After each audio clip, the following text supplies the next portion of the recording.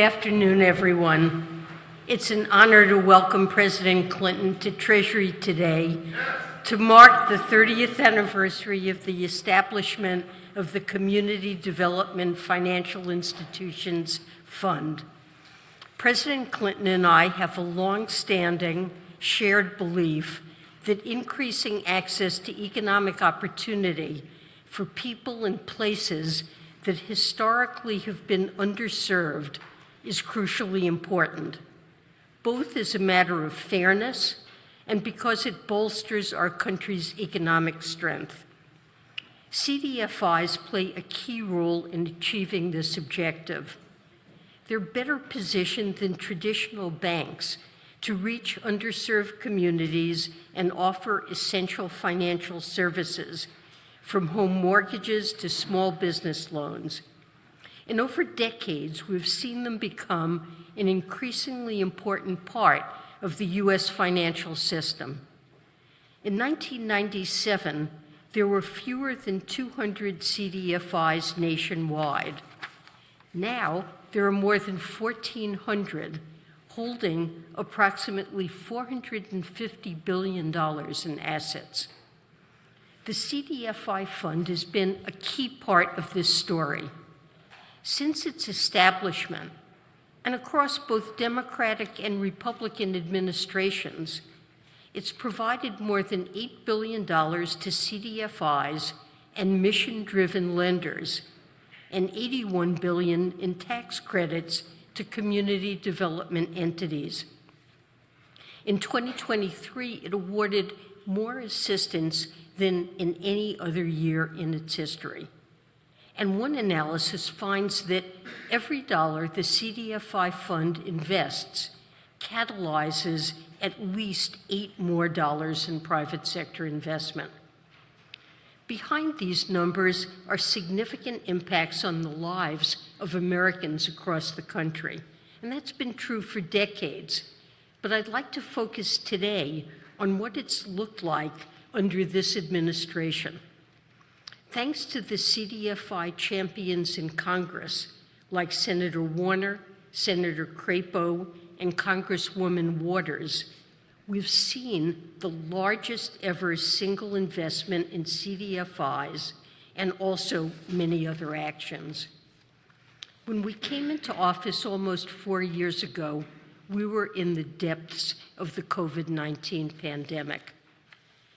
Thousands of Americans were dying each day, and the unemployment rate was 50% higher than it is now. Households faced the threat of evictions or foreclosures, and small businesses struggled to pay their bills. In response, our administration acted decisively to get workers and businesses the support they needed and to help communities begin investing for the long term. We worked through programs like the Rapid Response Program and the Emergency Capital Investment Program to deploy capital quickly and broadly and to reach low and moderate income communities. A CDFI in Arkansas supported purchasing a building to house a new family health clinic in a county with particularly poor health outcomes. A minority depository institution in Florida provided loans to a manufacturer in Puerto Rico, which became its municipality's largest employer. In Texas, a CDFI and MDI originated loans to consumers with no or limited credit history so they could avoid predatory lenders. These efforts helped drive a recovery that was not only historically fast, but was also historically inclusive. The record growth in new business applications included a surge in applications in Black and Hispanic communities. Black and Hispanic unemployment rates fell faster than in previous recessions and reached near historic lows. And the gap between urban and rural unemployment rates narrowed significantly. And CDFIs And the CDFI fund didn't just play a crucial role in the recovery. As we recovered, they also helped tackle long-standing challenges to help drive economic growth. Last June, I announced that the CDFI fund would provide an additional $100 million over the next 3 years to increase the supply of affordable housing. This $100 million will come from payments we're receiving from Emergency Capital Investment Program investments. So it's a creative way to make our dollars go further. And just last month, the CDFI Fund's Capital Magnet Fund awarded nearly $250 million to 48 organizations for the development of housing and community facilities. This will result in more than 26,000 affordable housing units. And last month, the CDFI Bond Guarantee Program made the largest issuance in its history. Funds will go toward owner-occupied homes in Mississippi and Alabama, rental housing in Minnesota, and commercial real estate in New Mexico, among many other uses. And I'm very glad to share that today, the CDFI Fund is awarding an additional $76 million in technical assistance awards to more than 250 organizations to help them build capacity to become certified CDFIs in carrying out their crucial work.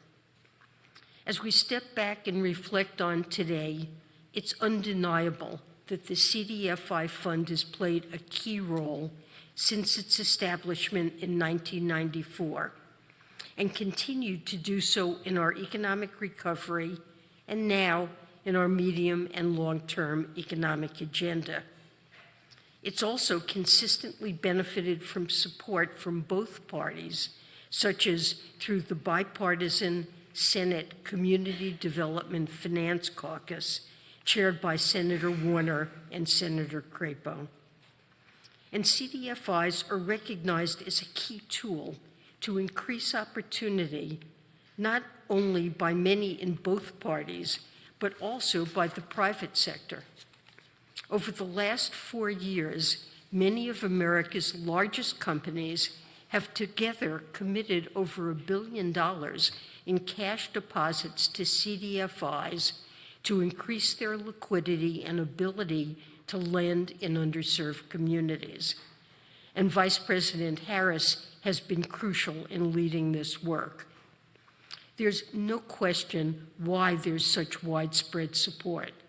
The CDFI Fund has helped revitalize and strengthen communities across this country, benefiting all of us. Well, President Clinton had the foresight to see this potential 30 years ago with a powerful vision of driving economic revitalization and community development, including in rural communities across the country. And he had the determination to help set this all in motion. He began calling for the creation of the CDFI Fund as governor of Arkansas and championed the legislation creating it shortly after becoming president. It passed with overwhelming bipartisan support, and he said on that occasion, "We've got to find ways to reach into the isolated areas of America to bring the promise of America." Ultimately, this is what this whole idea of community development financial institutions is all about.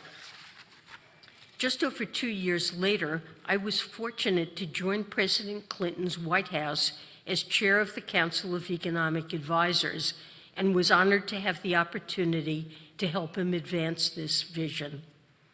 Now, 30 years later, I'm proud that the Treasury Department is carrying forward that legacy and strengthening and expanding the CDFI Fund's work. And I strongly believe the CDFI Fund must be equipped to continue this crucial work. President Clinton, thank you for your foresight and for your determination. We are glad to have you join us at Treasury today to mark this anniversary and affirm the CDFI fund's tremendous importance for communities across America now and in the years to come. And it is now my pleasure and my honor to turn the floor over to President Clinton.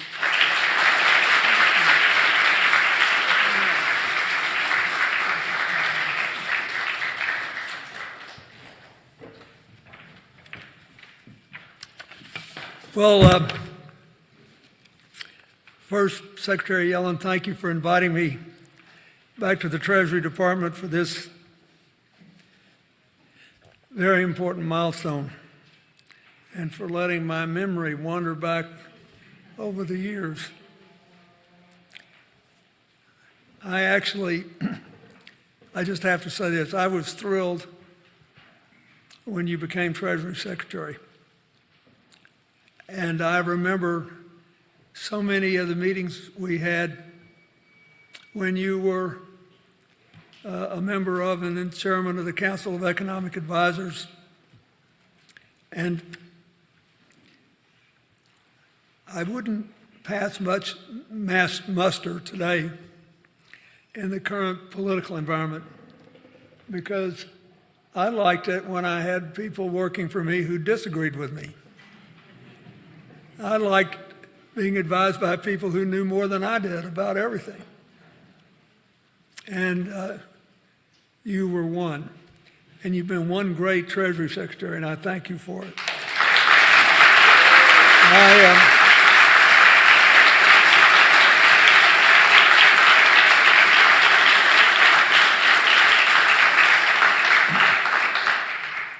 I don't want to get into an analysis of the current political situation, but I will say this. It's very interesting, and it must be frustrating to some of you knowing that you played a role in what will clearly be the largest number of jobs created in any four-year period in the history of our republic. And you may wonder why people aren't happy with you. And the answer is, no matter how many jobs you created, if you'd created 50 million new jobs in 4 years, inflation would affect more people than the new jobs would. And what we really need to think about is, how are things out of whack in America, and how can we create a rolling prosperity where people are all treated equally? And that's how I think of this 30th anniversary of the Community Development Financial Institutions. In 1983, when I was a young governor, and we were having our annual Governors Association meeting in Washington, one of Hillary's friends from college, Jan Piercy, who many of you know, I'm sure, said, I want you guys to meet Muhammad Yunus. And he and his fellow Bangladeshi, Fazal Abid, created the two biggest microcredit banks in the world. And both became good friends of mine based on a morning breakfast that basically made all the sense in the world to me. I mean, 'cause I had wondered how we were going to create enough jobs in rural places like Arkansas, which already were beginning to face an economic downturn. And I knew when the Cold War finished, we would really see a significant alteration of jobs. You know, my hometown in Arkansas had like 37,000 people, the place I went to high school. We had factories downtown with everything else, and it was a national park. We had all kinds of stuff going on. But there was no place for these little people to go when the big public funds ran out. And so that morning I was sitting with Muhammad Yunus drinking coffee, carried away then. How long ago was that? 40-something years ago, as I am now, by the incredible enthusiasm of this guy. He was always thinking about how we could democratize finance and how we couldn't build shared prosperity, no matter how hard people worked, unless they had access to functioning capital. So when I went to meet Yunus that morning, the only thing I knew was that Jan Piercy, who's over here, had told me about what the South Shore Bank in Chicago was doing and how, following this model, they had funded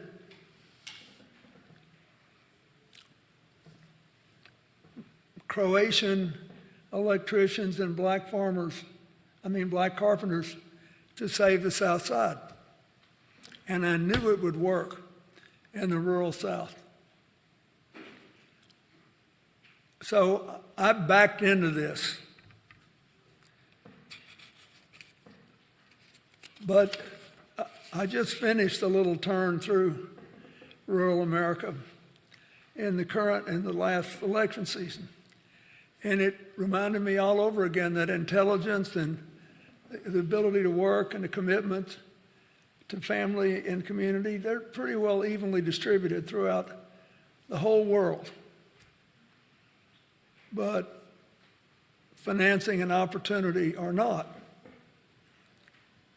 So the great thing that you have to deal with at Treasury, which is a fascinating problem, is how do you maximize the availability of things that otherwise would not be available without overdoing it and contributing to whatever inflationary trends have to be in the economy.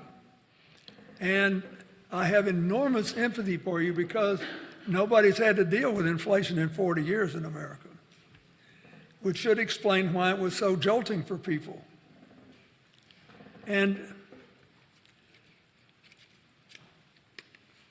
the CDFI fund, I believe, has helped everybody from abandoned urban neighborhoods to rural communities to Native American communities.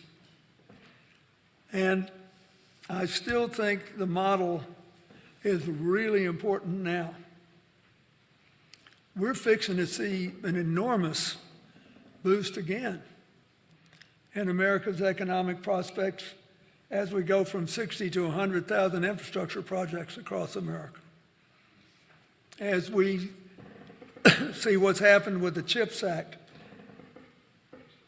the Syracuse community in upstate New York is going to generate through Micron about 60,000 new jobs alone. This thing is going to change the future and face of America.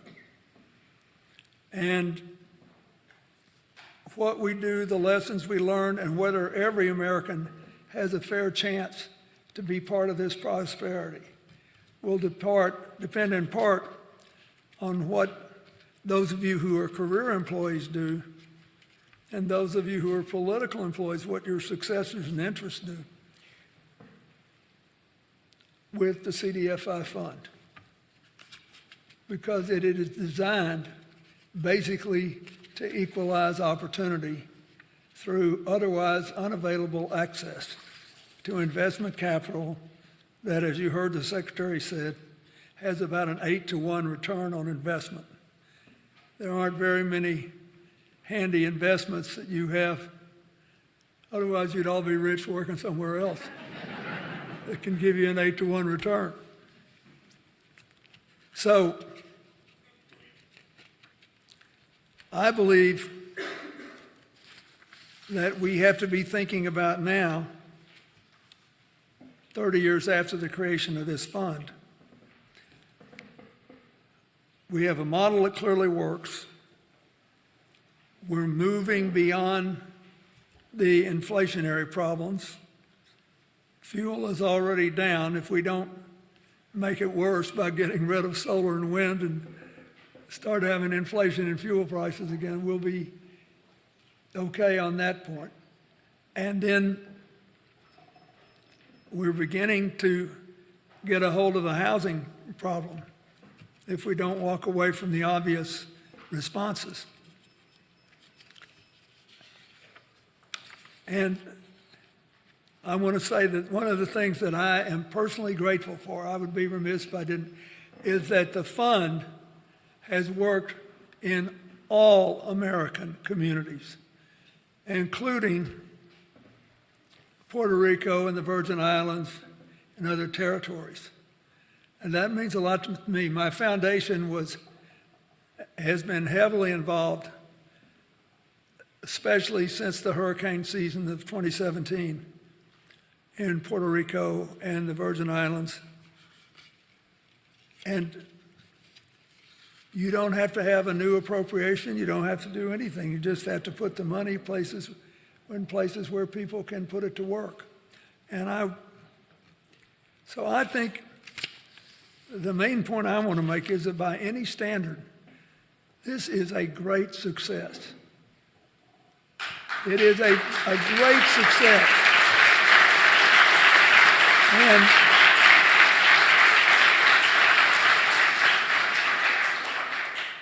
And during the pandemic, the COVID pandemic, President Trump's administration supported increasing investments in the CDFI.